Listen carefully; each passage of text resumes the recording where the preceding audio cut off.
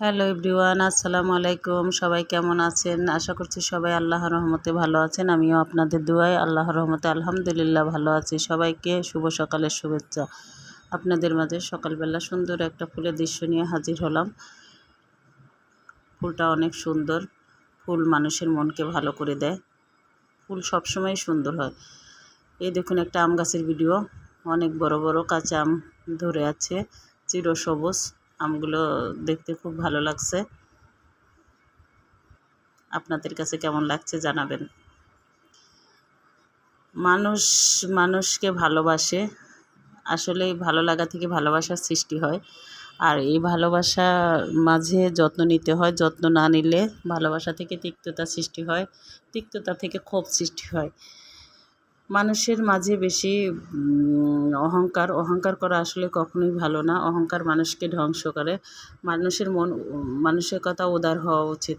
এই তো দেখুন আকাশটা কত সুন্দর। আকাশের দিকে তাকালে মনটা ভালো হয়ে যায়।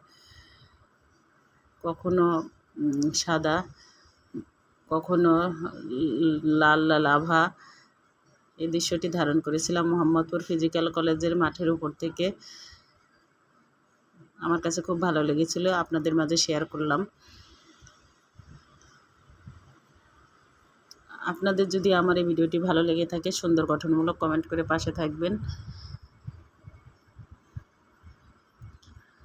রাস্তা দিয়ে যাচ্ছিলাম আর ভাবছিলাম এই পৃথিবীতে কত রং বেরঙের মানুষ বাস করে। মানুষের সুন্দর ব্যবহার মানুষকে অনেক বছর বাঁচিয়ে রাখে, মানুষের হৃদয়ের মাঝে ধারণ করে। মানুষকে মনে রাখে সুন্দর ব্যবহারের মাধ্যমে। তাই কখনোই কারোর সাথে খারাপ ব্যবহার করা উচিত না। খারাপ ব্যবহার মানুষকে কষ্ট দেয়।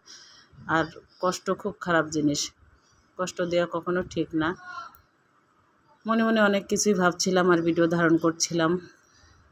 সবচাইতে বড় কথা, আকাশটা আমার খুব পছন্দ হয়েছে, কারণ আকাশ দেখতে খুব ভালোবাসি।